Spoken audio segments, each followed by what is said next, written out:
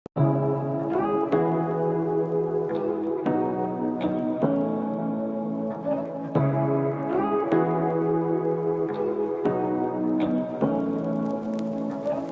what you wanna say to me now. I wanna wake up with you in the morning. Show me there's nothing fake to me now. I wanna wake up with you in the morning. Say what you wanna say to me now. I wanna wake up with you in the morning. Show me there's nothing fake to me now. I wanna wake up with you in the morning. Turn this room, turn it to an ocean. Let me float around. Eyes closed, like we dream.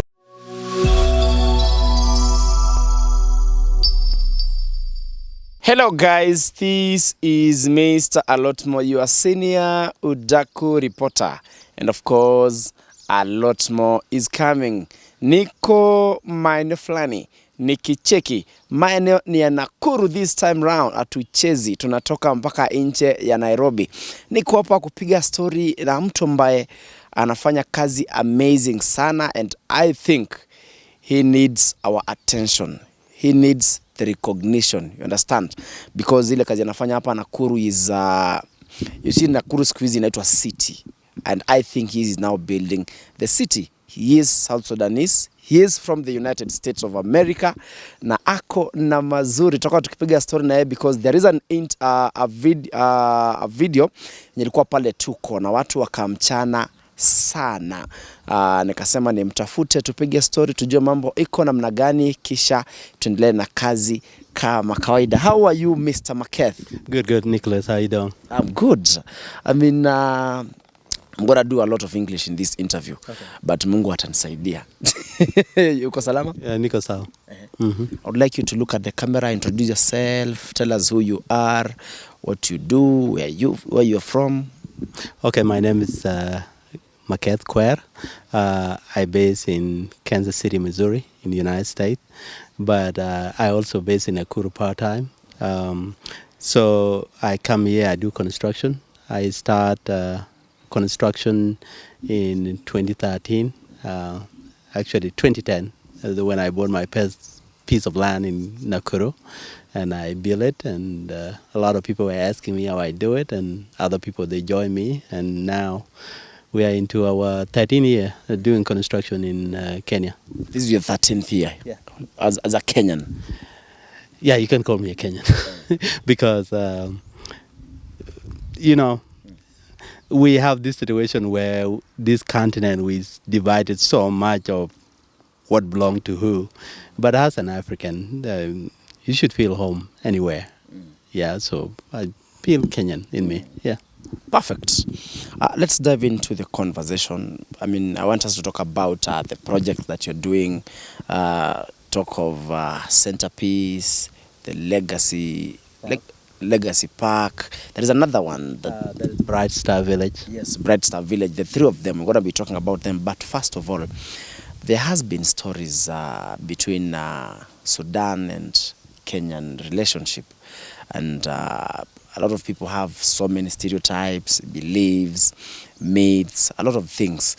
So I would like to know, first of all, I mean, how was it for you coming to Kenya, and what was the plan? What was in your mind? Well, the first time I come to Kenya, I came as refugees in the 90s. And as a refugees, we were not allowed to actually go around Kenya.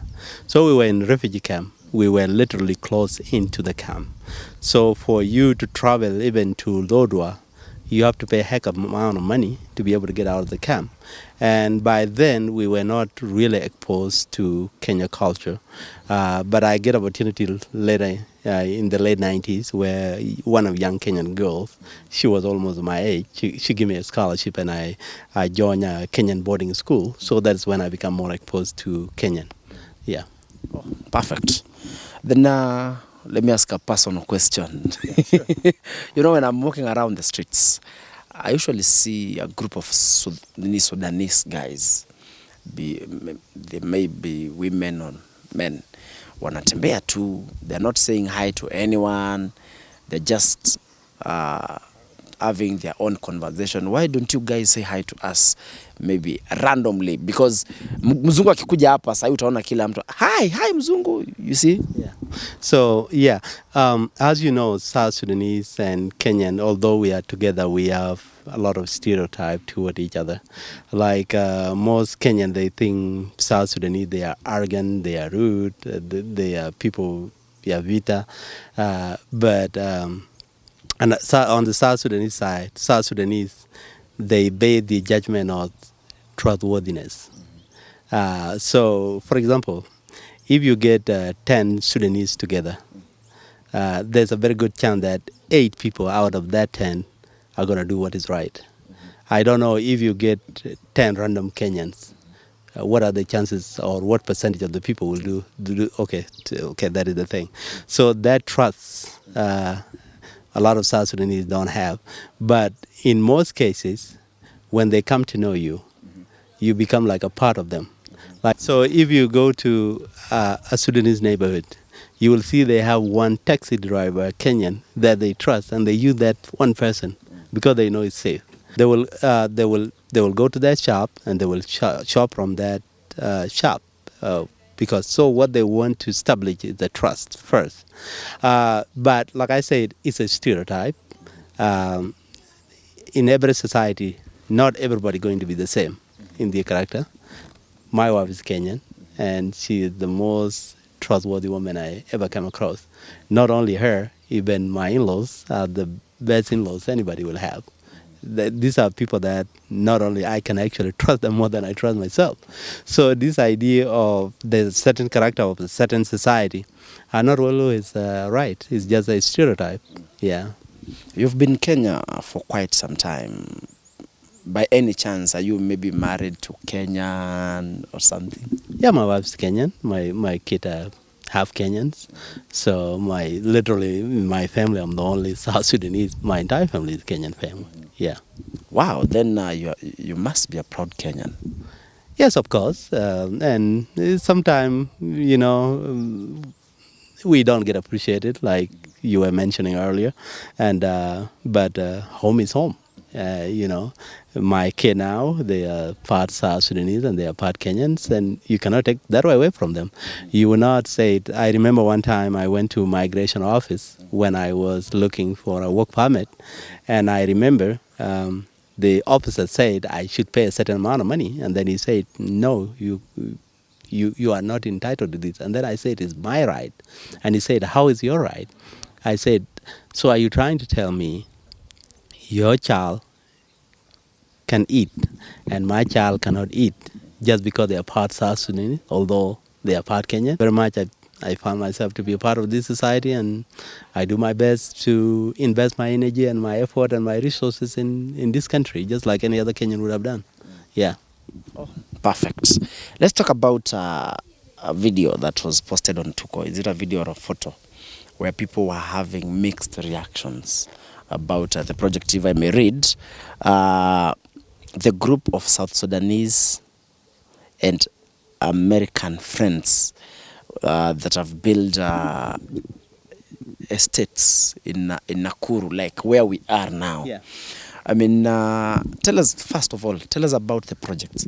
Okay, the project is, I initiated the project in 2017, so where we bought a piece of land, and I joined together with some of my friends, and we start putting money together, and we built it. So it took us a time, but it took us about 4 years, and then we finished it. After we finished it, we ran them out, and it brought a lot of benefit. So that is how the project started. Yeah. When did you acquire the lands, maybe? I think 2016, that's when I bought the land. And then 2017, that's when I start the construction on the land. So it ended up to about 20 units, 5-bedroom each.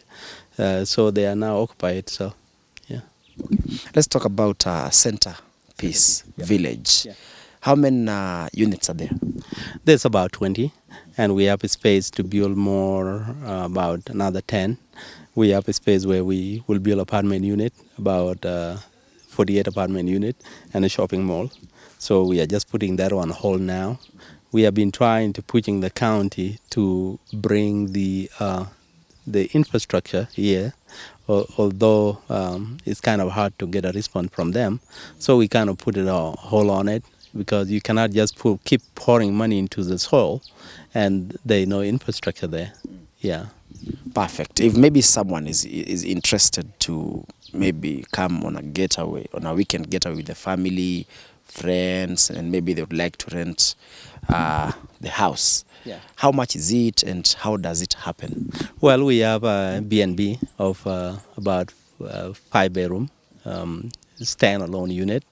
We charge about 10,000 shilling a night. So if you have 5 people, and below Kenya wanasema kila mtu na deme yake, so you know, so unajua that is 10 people there. The house is big enough to have 10 people, and you see there's a Ziwa Lodge here, so you can just rent a space and then you come to Ziwa Lodge, come and party, and then you walk back, and it's a very amazing space. If you come here at night, see the city view. It's really a very nice place. Yeah. Is there a number that they can call or WhatsApp or send a message? Yeah, we will put a number there, but for now we are on we are there in B&B, so you can book a B&B online. So for anything that you need more than 6 people, I think those properties of ours that have more bed, they will stand up, and then you will see a centerpiece village, and then you will see the picture, and you just go through. Yeah. Perfect. Let's now talk about the legacy. The legacy park. I like, oh my goodness. The houses are, I don't know how to put it. They are big, they are spacious, especially the white one, the one with the mirrors. House number 34. House number 34, yes, Yeah. to be. So let me ask you this way. So in Nairobi, how much would that house cost? 100 million or something. Okay. We built that house, including the land, for about 20 million. So what we did is we came a little bit outskirts of the city, and we bought a land jointly. So it's a group of families of diaspora, and then we subdivide that land among ourselves. So if you do the math, like if you go to Nakuru, a quarter an acre will go for about 15 million. So now 5 million with the current construction rate, hata hawezi kujenga Manyata nayo. So what we are doing is we get the land cheaper, and then now we manage the construction because we are the one who manage it. So it's being done in a house. So when I come here, I just go and manage it. I purchase material. So what I'm doing is a way to build equity. And now it's allowed the guys in diaspora to bring the money back home. And bring the money back home, it come also with changing of the landscape. It come with the employment of the youth. So if you see the Legacy Park and Bright Star Village, those 2 projects, they should, if each and every house is going to be built in the future, they should be a project of about 2 billion Kenya shilling. So that is the 2 billion now you are taking from the Western economy to the Nakuru economy directly. So it has a lot of impact. Yeah. Oh, but people are really criticizing it. How do you feel when you see people talking maybe negative things about the project that is bringing the impact you're talking about? You know, one thing I will tell the Kenyan youth is that globalization has allowed us to be exposed to so many cultures. And culture should be like a tool. A tool, there are sometimes you can have a screwdriver, but there is something that you need to do with a hammer that you cannot do with a screwdriver. So when you are exposed to different cultures, you try to get a good culture from each and every culture you are exposed to. Like I can say from my personal standpoint, there are sometimes I make my decision as a South Sudanese and I will not change, especially when it comes to issues of my family. There are sometimes I make a decision as Kenyans. There are sometimes I will make a decision as an American. So what I'm trying to say is some Kenyan, what they need to do, they need to have open-mindedness of what is being done. have the information first. Then you make a judgment. You have to speak from the standpoint of fact rather than assumption. So let's say, for example, on a given week, I have about 40 workers. I will spend close to about $1 million shilling a week just to pay people. That is labor. Now, who's more benefiting, me or the Kenyan? The Kenyan. That is the landscape. Look at Centerpiece. When I bought Centerpiece, a quarter of acre, 1 acre, was going for 2.5 million. Now, at that time, that is about 5 years ago. Now, the same piece of land around Centerpiece, you're looking for around 9 million. And Centerpiece is not a highland. We are surrounded by the neighbors, and those neighbors, they are Kenyan. So if they decide to sell the property now, they will have a good return whereby they can go huko ushago kidogo, waende kununua the same amount of shamba and have plenty of money in their pocket. So that is a part of the development. So when we are doing things here, who is it benefiting? That is the first question you have to ask yourself as a Kenyan. Who is winning? Definitely it's a Kenyan that is winning, not the South Sudanese. Yeah. And then this, I call it a colonial mindset. Vile tumeona tunashuta hapa kwa msungu sasa. Tuko na karibu wasungu waine kwa hii line. They own a total of about 600 acres. Mkenya akiwaona wanapigiwa makopi. And if it is just me, somebody across the board on the other side, not to mention even I'm married to a Kenyan, ni shida. So that does not make a lot of sense. Yeah. Okay. Perfect. I would like to read what people said. Okay. And I will focus on... Someone said, you guys, South Sudanese, to be specific, have freedom in Kenya, but Kenyans don't have freedom in your country. I've never been in South Sudan.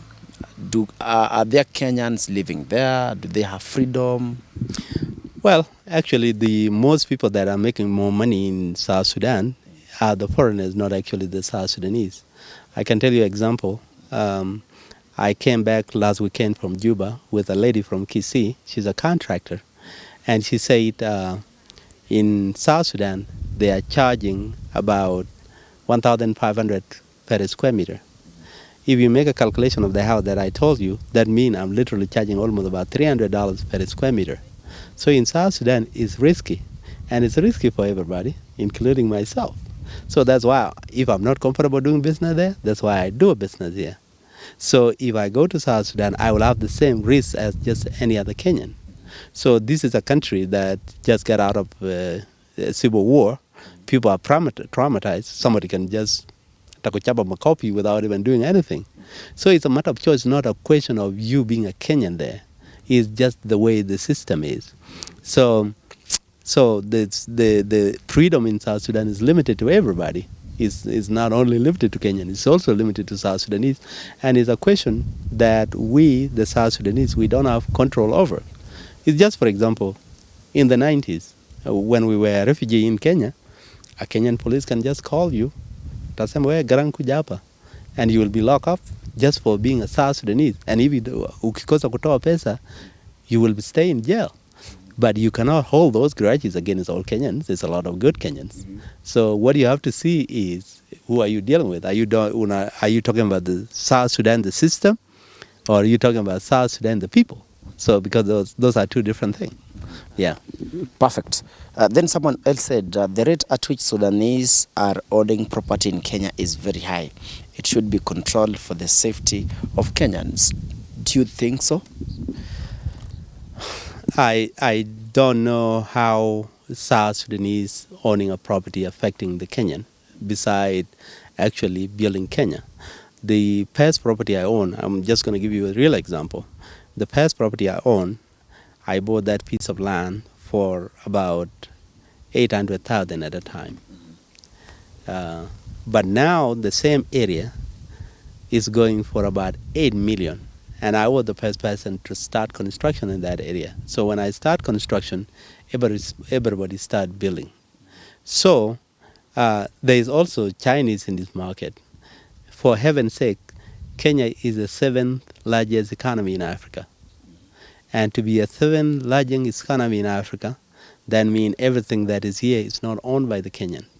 By the way, all the downtown Nairobi, a very small percentage is what is being owned by Kenyan. So it's not just ile manyata kidogo muona, and then you think as a threat when the larger economy of the country is being funded by the investors from outside, and that is why Kenyan have they have embassies outside Kenya to bring the investors here. So, but another thing also, from the perspective, it's not that I'm running away from my root. I went to U.S. before South Sudan became a country. And because of the war in Sudan, we didn't have even any identity for the whole Sudan. So my third citizenship that I actually got is the American citizenship. So if I get arrested now or somebody catch me, you're not going to see the South Sudanese government. You will see an American government. So why my investment is different from any other white American who are investing in Kenya? Is it just because my parents are South Sudanese, which make no sense? Yeah. Okay, I would like to give you 2-3 minutes. You make people understand why it is important, or the importance of you guys building in Kenya. I mean, because what we are like, no, whatever you guys are doing is not okay. You are just owning Kenyan property. Just paint a picture to them so that they can understand what is happening. Okay, let's see now. When I'm going to complete with the construction of Legacy Park and Bright Star Village, it will mean that will be almost about 130-something unit. That 130-something unit, let's say each family spend equivalent of about $2,000 at the expenses because they are living in Kenya. That would be equivalent of about $500 million shilling those families will be bringing to Nakuru economy. Hiyo ni pesa ya mama mboga. Those are the money going to the watu wa maziwa. That is going to watu wa unga, the shopkeepers. Now, if you don't bring that money, the farmer can be able to grow his food or her food, but they know somebody to sell to. So, when there are people in the country and they are bringing money to that economy, it's actually help everybody. Kwa mfano now, let's see how many houses are being run by South Sudanese now in Kenya. If those South Sudanese were not there, there's a chance that those houses will be vacant, like any other house that is vacant now because they know hakuna wateja.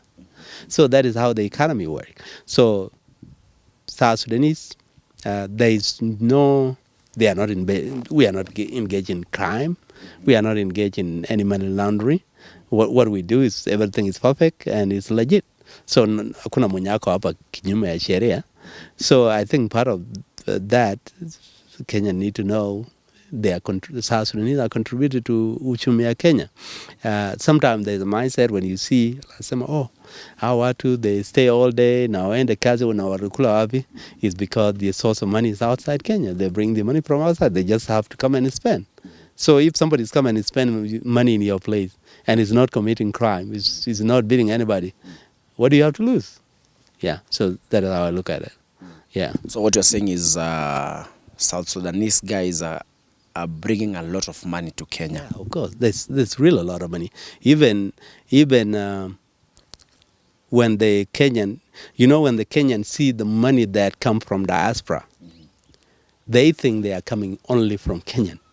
But actually, in reality, majority of them came from South Sudanese. Because for one, there's a lot of, the Kenyan culture and South Sudanese are a little bit different. You can see a Kenyan in the US now, but his budget that come back home is a little bit less than the South Sudanese. And the others, the South Sudanese, the whole family is here. He's taking them to the hospital, he's taking them to school. So like almost 70% of his income is coming back to Kenya. And because of the settlement, a lot of the refugees that were taken from the refugee camp, they left from Kenya. And they are now in US, in Canada, and Australia. So Kenya is like the only home that they know. So they're sending a lot of money back to Kenya to come and spend them. So, yeah. Okay, the road that is coming from Njoro Road to your estate to Centerpiece, Villa, Legacy Park, Yeah. and the other one. Yeah. There is not a mark. Yeah. Have you maybe engaged the government, the county government about the same? We have been playing cat and mouse game for the last almost 7 years with them, from the previous administration to this administration. The problem with the local authorities, they don't have a big picture about how are we going to help the society. If you look Nakuru West, as you have seen, Nakuru West is actually where the future of this city is, because there's a plenty of land. That land, if it's devolved, is being controlled, it can be able to change the image of this city.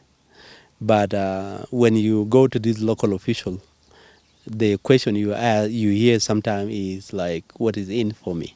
That is the question. So then you start wondering. Now I'm working my ass off to go and bring money from outside to come and build your society, your people, and you have audacity that I have to do A, B, C, D in order to do what you're supposed to do as elected official. So that is a little bit of turn off. So we kind of stop asking from them anymore. So we just do what we can, and what we are doing, like I said earlier, is changing the life of people here. As you've seen those women that are working on the side, that is how they. So sometimes for us, it's not even about the investment, and that's why you see that community is called a legacy park. What we are trying to do is to do our part as members of, as a human being, as a part of this society, as a part of this world. So you feel good when you see a family is able to put milk and bread on the table because of the action of what you have done. So that is the problem with the road. If you see now the properties here, we have Ziwa Lodge here, then there is a Tumaini. We have about 2 quarries. Those 2 quarries, they average close to almost about 200 trucks per day. And those are the things that are spoiling the road.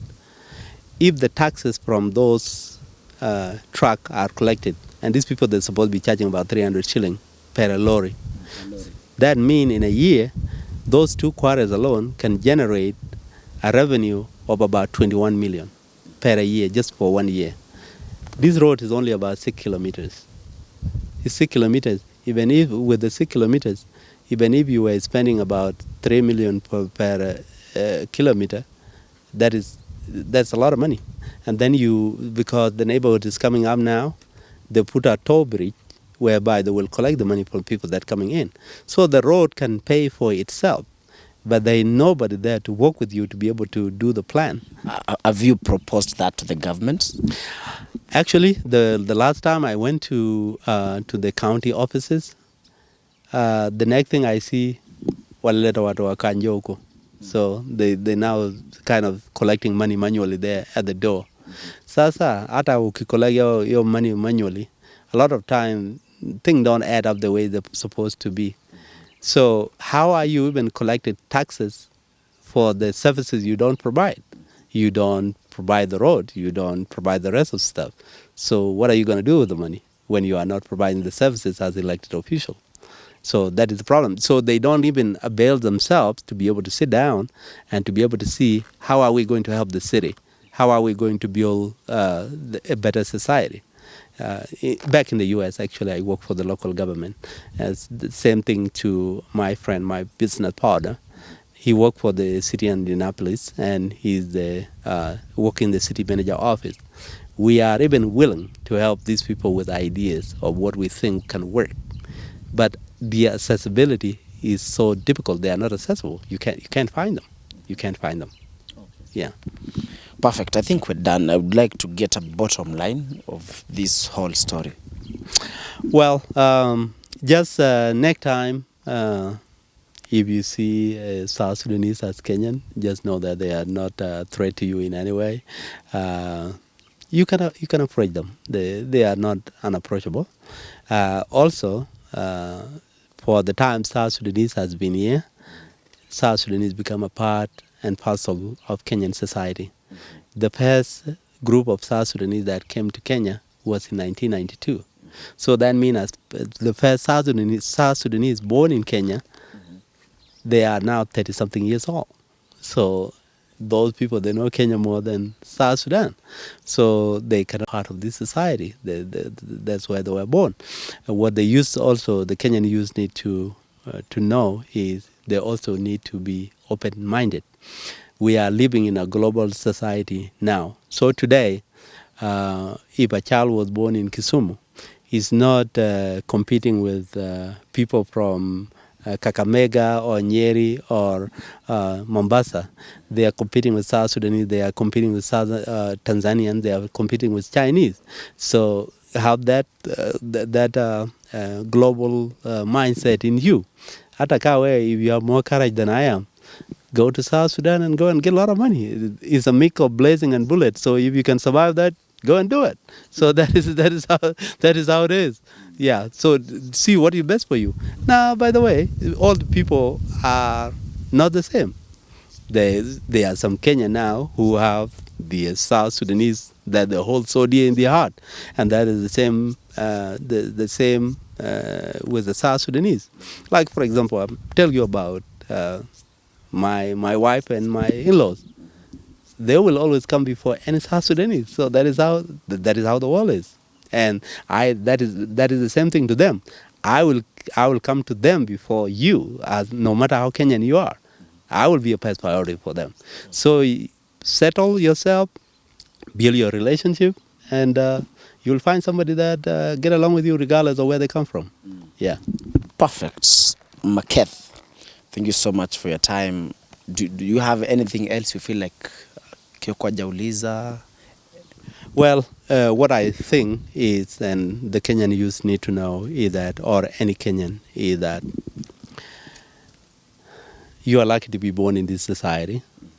And part of it is when the society there's a stability and there's peace, prosperity is supposed to come automatic. So try to make use of the privilege of you being born in a peaceful society where the system works. Make use of that system, and if you do that, then you will see the result on it. Another thing I was telling you about the issue of integrity is very important. If you want to succeed and you are a young person, do what is right. When you come and see the project that I was doing, there's a lot of people even I never met, and I'm doing a project for them. There are people I never met in real life, and I'm doing a project for them. I'm doing that because of a trust. If you have a trust in you, your gate anywhere will be open. I have a small story that happened last night. I went to Joro, and I tried to request a Uber because my driver went to Nairobi, and it has to come from Nakuru to come and pick me up. So the Uber has to come all the way from Nakuru to Njoro. Yeah, to pick me up. So I decided, why do I bother myself? I don't mind. I just get into Matatu. But I don't have cash, so I have M-Pesa. So I told the Makanga to let me send the M-Pesa, but he said he cannot. So he was asking the passengers, na kila mtu alikuwa nakataa, kila mtu anakataa. So it happened, a lady at the third row agreed to pay my fee, which was about 100 shilling. So I sent her money, but instead I sent her 500 shilling. And he was like, ni ngapi nalipa? Nikasema ni 100. Nikasema na zile zingine, nikasema ni zako. And then everybody gets shocked. Nikasema kwa nini? Nikasema because you are the only person who have take risks on me. Everybody has refused. But you're the only person who take risks on me. So saa hii fare yako imelipa, na utakuwa na kidogo utaenda kununua unga hata kaa sio kitu mingi. So trust, take a risk on people. It can take you a long way. Okay. That will be my last word. Okay. Yeah. Thank you so much, Mr. Maketh. By the way, he speaks fluent Swahili. I know you're surprised. Thank you so much guys for watching.